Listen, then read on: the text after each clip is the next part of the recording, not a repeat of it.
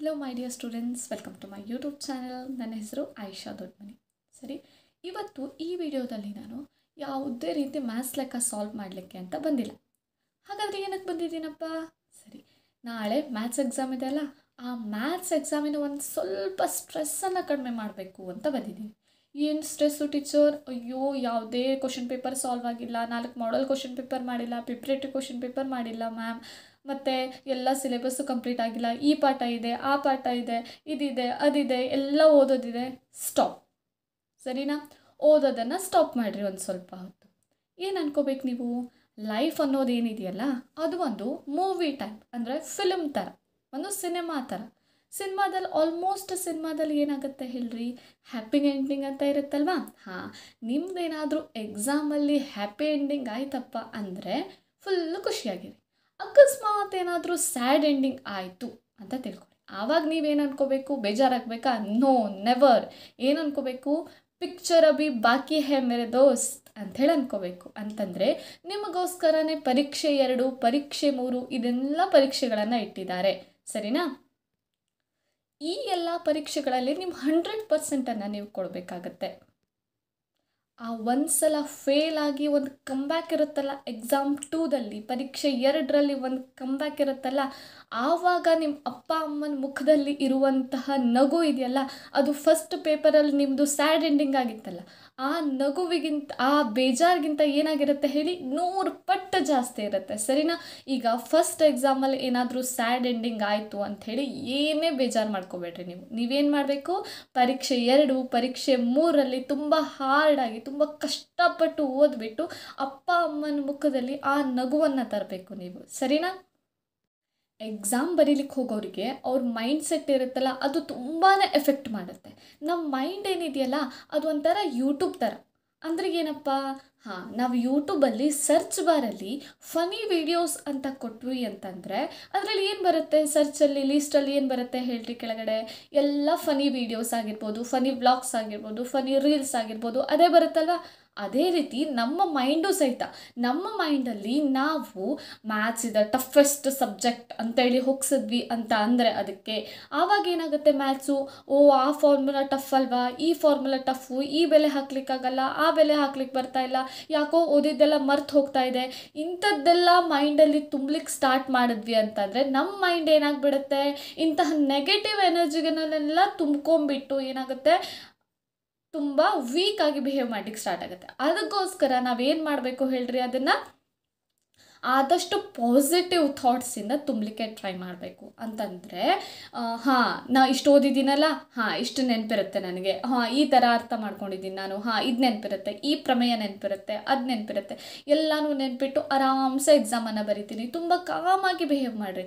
Tension ತೊಗೊಳ್ಳೋ ಅವಶ್ಯಕತೆನೇ ಇಲ್ಲ. ನಿಮ್ಮ ಮೈಂಡನ್ನು ಈಗಿಂದನೇ, ಇನ್ನೊಂದು ಸ್ವಲ್ಪ ಹೊತ್ತಿದೆ ಅಲ್ವಾ ಎಕ್ಸಾಮಿಗೆ, ಇನ್ನೊಂದು ದಿನ ಇದೆ ಅಲ್ವಾ ಎಕ್ಸಾಮಿಗೆ, ಆ ಮೈಂಡನ್ನು ರೆಡಿ ಮಾಡ್ಕೊಳ್ಳಿ ನೀವು. ಹಾಂ, ನಾಳೆ ಇದೆಯಲ್ಲ, ನಾನು ಎಲ್ಲರಿಗಿಂತ ಈಸಿಯೆಸ್ಟ್ ಸಬ್ಜೆಕ್ಟನ್ನು ಕೊಡ್ತಾ ಹೋಗ್ತಾ ಇದ್ದೀನಿ.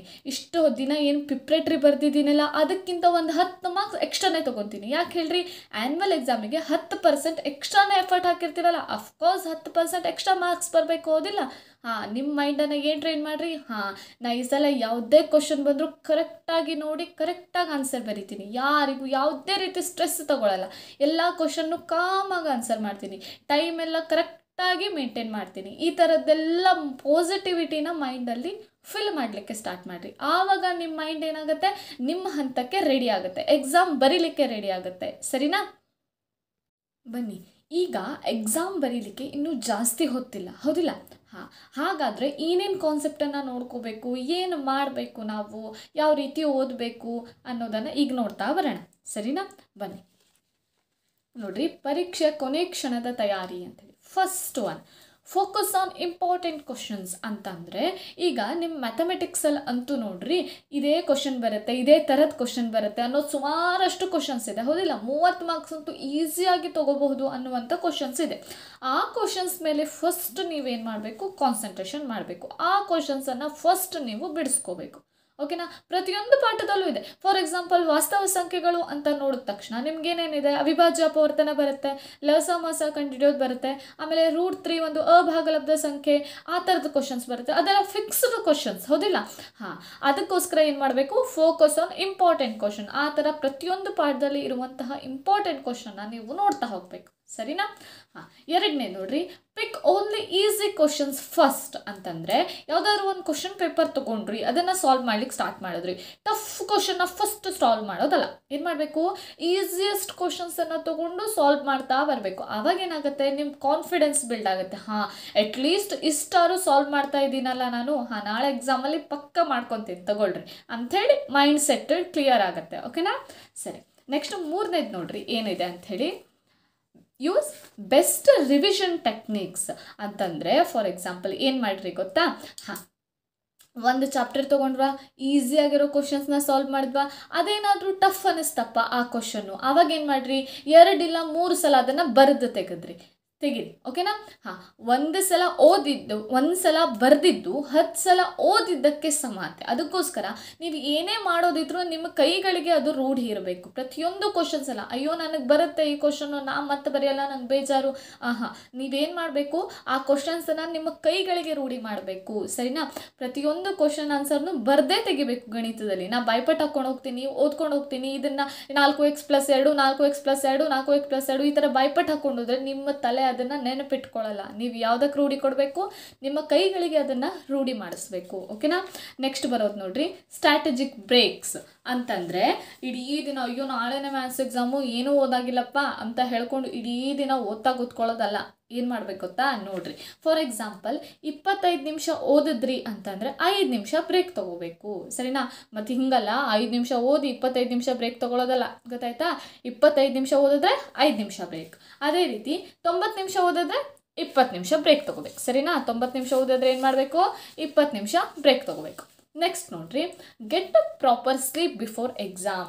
ನಾಳೆ ಎಕ್ಸಾಮ್ ಇದೆ ಅಂತ ಹೇಳಿ ಇಡೀ ರಾತ್ರಿ ಕ್ವಶನ್ ಪೇಪರ್ನ ಸಾಲ್ವ್ ಮಾಡ್ತಾ ಕೂತ್ಕೊಳ್ಳೋದಲ್ಲ. ಏನು ಮಾಡಬೇಕು, ಕರೆಕ್ಟಾಗಿ 10 ಗಂಟೆ ಮಲಗಿಬಿಡ್ಬೇಕು.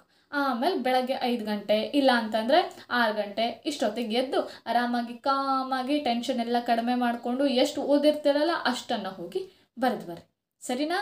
ಓಕೆ, ಇದೆಲ್ಲ ಟಿಪ್ಸ್ನು ಅರ್ಥ ಮಾಡಿಕೊಂಡು ಎಲ್ಲನೂ ರೆಡಿಯಾಗಿ ಹೋಗಿ. ಮತ್ತೊಂದು ಸ್ಪೆಷಲ್ ಟಿಪ್ ಏನಂತ ಕೇಳಿದ್ರೆ, ಗಣಿತ ಎಕ್ಸಾಮಲ್ಲಿ ನಿಮಗೆ ಬೇಕಾಗಿರುವಂಥ ಪೆನ್ಸಿಲ್ ಆಗಿರಬಹುದು, ಪೆನ್ ಆಗಿರ್ಬೋದು, ಒಂದು ಎಕ್ಸ್ಟ್ರಾ ಪೆನ್ನೇ ಇಟ್ಕೊಂಡು ಹೋಗ್ರಿ. ಓಕೆನಾ?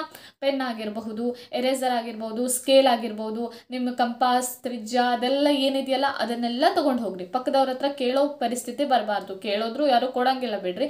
ನೀವೇನು ಮಾಡಬೇಕು, ತೊಗೊಂಡು ಹೋಗಬೇಕು. ನಿಮ್ದೇನು ವಸ್ತು ಇದೆಯಲ್ಲ ಅದನ್ನೆಲ್ಲ ನೀವು ತೊಗೊಂಡು ಹೋಗಿರಿ. ಓಕೆನಾ? ಮ್ಯಾಥ್ಸ್ ಎಕ್ಸಾಮಿಗೆ ಇದೆಲ್ಲ ಇಂಪಾರ್ಟೆಂಟ್ ಆಗಿರುತ್ತೆ. ಎಲ್ಲನೂ ನೀವು ತೊಗೊಂಡು ಹೋಗಬೇಕು, ಸರಿನಾ? Okay, thank you so much.